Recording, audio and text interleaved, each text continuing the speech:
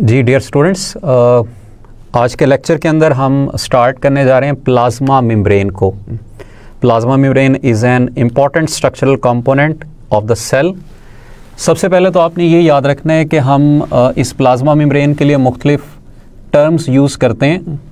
We also call it as plasmalemma. इसके अलावा हम इसको सेल मेम्ब्रेन या सेल सरफेस मेम्ब्रेन का नाम भी देते हैं। तो ये मुख्तलिफ टर्मिनोलॉजीज़ हैं जो हम प्लाज्मा मेम्ब्रेन से रिलेटेड पढ़ते हैं। आपने ये पढ़ा हुआ है कि in case of animal cell it is the outermost boundary of the cell, while in case of plant cells it lies below the cell wall.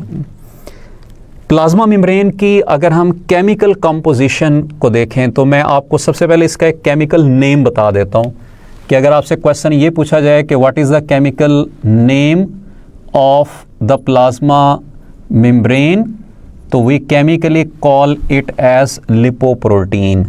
ठीक है, ये लिपोप्रोटीन हम इसको मेम्ब्रेन का नाम देंगे। अब इसके नाम से हमें पता चल रहा है कि इस लिपोप्रोटीन मेम्ब्रेन के अंदर दो तरह के कंपोनेंट्स मौजूद होंगे, लिपिड्स एंड प्रोटीन्स। यहां पर जो लिपिड्स हैं they constitute about 20 to 40% of the plasma membrane, जबकि जो प्रोटीन्स हैं they constitute about 60 to 80% of the plasma membrane. And there is also small amount of carbohydrates. Carbohydrates भी यहाँ पर स्मॉल अमाउंट के अंदर प्रेजेंट होंगे। तो आपने सबसे पहले तो ये कंपोजिशन याद रखनी है प्लाज्मा मेम्ब्रेन की। Chemically we call it as lipoprotein, lipids 20 to 40%, protein 60 to 80%, carbohydrates small amount में प्रेजेंट होंगे। तो इसलिए अगर आपसे ये क्वेश्चन पूछा जाए कि what is the most abundant component of the plasma membrane, तो उसका करेक्ट आंसर होगा प्रोटीन्स विच कॉन्स्टिट्यूट 60 to 80%। और अगर आपसे क्वेश्चन पूछते हैं कि प्लाज्मा मेम्ब्रेन में कौन से सब्सटेंसेस लीस्ट कंसंट्रेशन के अंदर प्रेजेंट होंगे, तो उसका आंसर होगा carbohydrates. They are found in least concentration. एक और आपने जो पॉइंट यहां पर इनसे रिलेटेड याद रखना है कि लिपिड्स की दो बेसिक फॉर्म्स हैं जो प्लाज्मा मेम्ब्रेन के अंदर प्रेजेंट होती हैं। वो दो फॉर्म्स कौन सी हैं? नंबर 1 फॉस्फोलिपिड्स, ये प्रेजेंट होंगे, एंड नंबर 2 स्टीरोल्स। ठीक है, कोलेस्ट्रॉल प्रेजेंट होगा। ये दो ग्रुप्स लिपिड्स के हैं that are found in the plasma membrane. अब यहाँ पे भी क्वेश्चन आपसे पूछ सकते हैं कि लाइक जैसे मैंने पहले क्वेश्चन में बताया था कि which are the abundant, answer होगा प्रोटीन्स। लेकिन अगर आपसे क्वेश्चन पूछते हैं कि which lipids are in abundance in the plasma membrane, तो उसका करेक्ट आंसर होगा फॉस्फोलिपिड्स। यानी लिपिड्स में से ये प्लाज्मा मेम्ब्रेन में ज़्यादा अमाउंट के अंदर प्रेजेंट होते हैं। ये फॉस्फोलिपिड्स प्लाज्मा मेम्ब्रेन के लेवल पर क्या डेवलप करते हैं? They develop lipid bilayer. तो इसलिए अगर आपसे ये भी क्वेश्चन पूछा जाए कि lipid bilayer in plasma membrane is made up of, तो उसका करेक्ट आंसर होगा phospholipids. And this lipid bilayer provides fluidity to the plasma membrane. ये भी आपने याद रखना है कि plasma membrane is fluid in nature. और अगर आपसे क्वेश्चन पूछ लिया जाए कि this fluid nature of the plasma membrane is due to phospholipids. Cholesterol या स्टीरोल का काम क्या होता है? स्टेबिलिटी प्रोवाइड करना। यानी ये जो फॉस्फोलिपिड के मॉलिक्यूल्स फ्लूइड फॉर्म के अंदर हैं, सस्पेंडेड फॉर्म में हैं, इनको फ्लो होने से रोकना। ठीक है, इनको फ्लो होने से प्रिवेंट करना, या आप कह सकते हैं to maintain the stability of the plasma membrane. इसकी फ्लूइडिटी को स्टेबल रखना, मेंटेन रखना, ये इसका काम होगा। इसी तरह से अगर हम प्रोटीन्स की तरफ आ जाएं कि प्लाज्मा मेम्ब्रेन के अंदर जो प्रोटीन्स प्रेजेंट होंगी उनको हम क्या कहेंगे। तो इसमें भी आपने सबसे पहला पॉइंट तो ये याद रखना है कि the proteins which are integral component of the plasma membrane are called as integral proteins. ठीक है, इनको हम इंटेग्रल प्रोटीन्स का नाम देते हैं जो प्लाज्मा मेम्ब्रेन का हिस्सा होंगी, और ये ज़्यादातर ग्लोबुलर प्रोटीन्स होती हैं। इन इंटेग्रल प्रोटीन्स को हम फर्दर दो कैटेगरीज में क्लासिफाई कर देते हैं। उनमें से एक टाइप को हम कहते हैं पेरिफेरल प्रोटीन्स। जैसा कि नाम से हमें पता चल रहा है कि पेरिफेरल प्रोटीन्स हम किनको कहेंगे, जो पेरिफ्री में प्रेजेंट होंगी, यानी प्लाज्मा मेम्ब्रेन की पेरिफ्री किसको कहेंगे, आउटर या इनर साइड को। और दूसरी टाइप प्रोटीन्स की यहां पर है ट्रांस मेम्ब्रेन प्रोटीन्स। अब ट्रांस मेम्ब्रेन का मतलब क्या होगा, through out the plasma membrane, ये इसका मीनिंग होगा। तो ऐसी प्रोटीन्स जो पेरिफ्री में होंगी उनको हम कहेंगे peripheral proteins. Such proteins which will be present और will pass throughout the plasma membrane, उनको हम कहेंगे ट्रांस मेम्ब्रेन प्रोटीन्स। ये जो पेरिफेरल प्रोटीन्स हैं इनकी हम फिर फर्दर दो टाइप्स बना लेते हैं। उनमें से एक को हम कहते हैं एक्सट्रिंसिक प्रोटीन्स। एक्सट्रिंसिक हम उनको कहेंगे which will be in contact with the outer atmosphere, outer environment, extracellular fluid के साथ।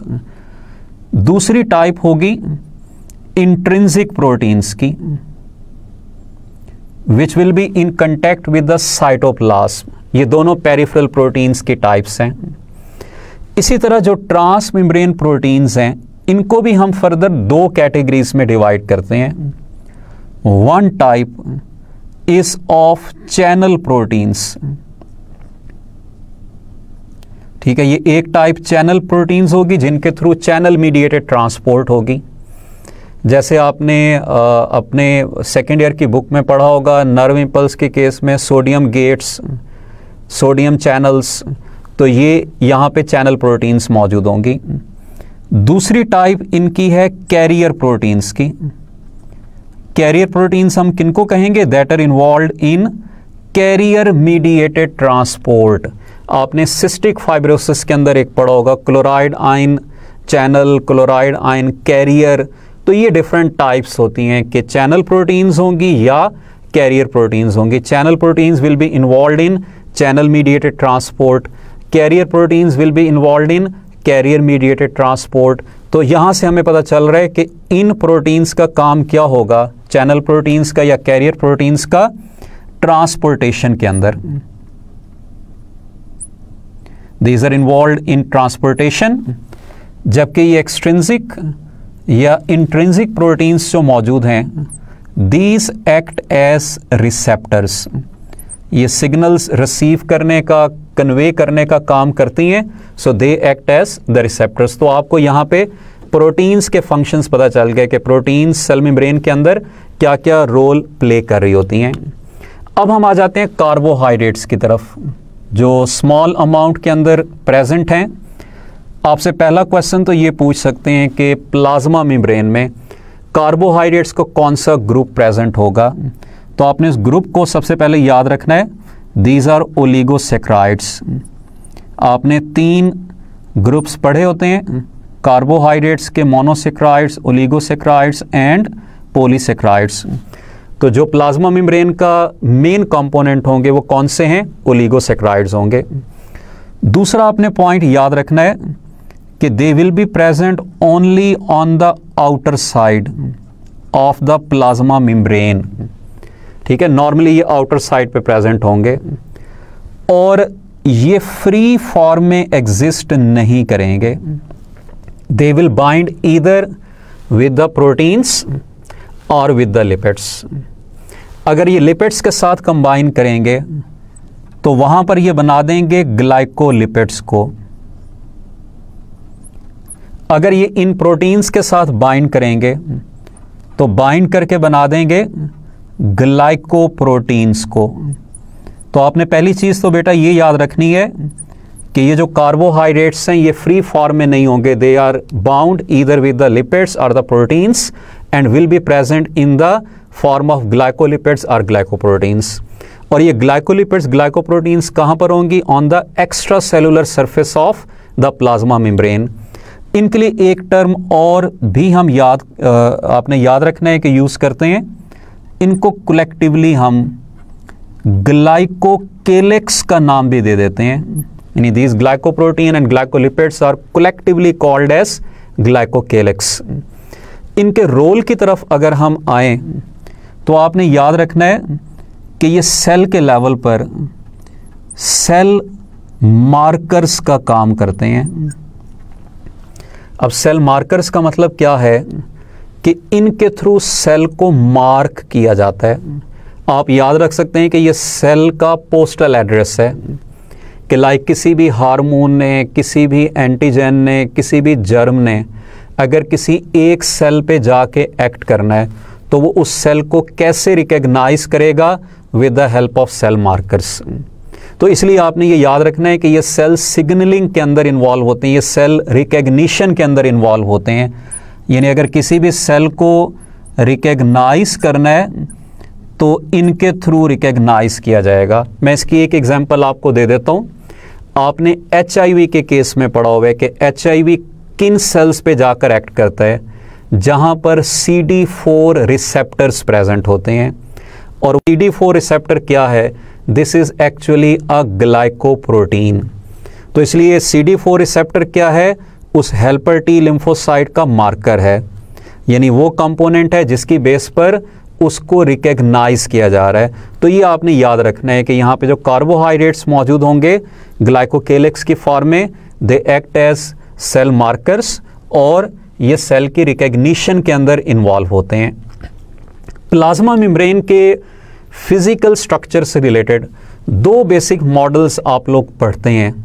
उनमें से एक मॉडल को हम कहते हैं unit membrane model and the other one is called as fluid mosaic model. ये दो बेसिक मॉडल्स हैं जो प्लाज्मा मेम्ब्रेन के फिजिकल स्ट्रक्चर को एक्सप्लेन करते हैं। इनका मेनली कंपैरिजन हम देखेंगे यहाँ पर कि क्या डिफरेंस इनमें मौजूद होता है। यूनिट मेम्ब्रेन मॉडल और जो फ्लूइड मोज़ेक मॉडल है इसमें लिपिड बाइलेयर कॉमन है। यानी यूनिट मेम्ब्रेन मॉडल के मुताबिक plasma membrane has lipid bilayer, fluid mosaic model के मुताबिक plasma membrane has lipid bilayer. और हमने अभी पढ़ा है कि this lipid bilayer is made up of phospholipids. ठीक है, ये फॉस्फोलिपिड्स की बनी होगी। फॉस्फोलिपिड के दो बेसिक एंड्स होते हैं उसके मॉलिक्यूल के, एक हेड और एक टेल। टेल को हम कहते हैं हाइड्रोफोबिक क्योंकि ये नॉन पोलर होती है, वाटर को रिपेल करती है, जबकि हेड को हम कहते हैं हाइड्रोफिलिक। ठीक है, हाइड्रोफिलिक इसलिए कह रहे हैं कि ये पोलर है और ये वाटर की तरफ अट्रैक्ट होता है। तो इसलिए आपने यूनिट मेम्ब्रेन मॉडल के मुताबिक, फ्लूइड मोज़ेक मॉडल के मुताबिक इनकी अरेंजमेंट भी याद रखनी है कि जो लिपिड बाइलेयर है या फॉस्फोलिपिड के मॉलिक्यूल्स हैं, their hydrophilic heads will be directed outwards, यानी बाहर की तरफ होंगे, पेरिफेरी की तरफ होंगे, जबकि इनके जो हाइड्रोफोबिक टेल्स हैं these are directed towards the centre of the plasma membrane. ये प्लाज्मा मेम्ब्रेन के सेंटर की तरफ प्रेजेंट होंगी। तो मैं ये बता रहा था कि लिपिड बाइलेयर तो दोनों में कॉमन है, ये दोनों मॉडल्स में हम कॉमन डिस्कस करते हैं। जो असल डिफरेंस है वो प्रोटीन्स का है यूनिट मेम्ब्रेन और फ्लूइड मोज़ेक मॉडल के दरमियान। यूनिट मेम्ब्रेन मॉडल के मुताबिक इस लिपिड बाइलेयर के बाहर प्रोटीन की दो लेयर्स प्रेजेंट होती हैं और हम इसको सैंडविच मॉडल का नाम भी देते हैं क्योंकि इस मॉडल के मुताबिक इसकी स्टेटमेंट ऐसे है कि lipid bilayer is sandwiched between two protein layers. इन दो प्रोटीन लेयर्स के दरमियान सैंडविच्ड होती है, इसलिए इसको सैंडविच मॉडल भी कहते हैं। फ्लूइड मोज़ेक मॉडल के मुताबिक ये जो प्रोटीन के मॉलिक्यूल्स हैं ये कॉन्टिन्यूअस लेयर के फॉर्म में नहीं हैं, these are embedded in this lipid bilayer in mosaic manner. Mosaic का मतलब ये है कि कहीं कहीं पे पड़े होंगे, जैसे कि आपको इस डायग्राम के अंदर नज़र आ रहा है कि यहाँ पर ये प्रोटीन्स कंटिन्यूस लेयर नहीं बना रही। ये किस फॉर्म में प्रेजेंट हैं? They are present in the form of mosaic. तो अब आपको थोड़ा सा ये फ्लूइड मोज़ेक मॉडल के वर्ड की मीनिंग समझ आ जाएगी कि इसका मतलब क्या है। फ्लूइड उसकी नेचर को रिप्रेजेंट करे कि it has fluid consistency. Mosaic proteins की अरेंजमेंट को रिप्रेजेंट करे कि यहाँ पर जो प्रोटीन मॉलिक्यूल्स हैं ये लेयर की बजाय मोज़ेक मैनर में प्रेजेंट होंगे।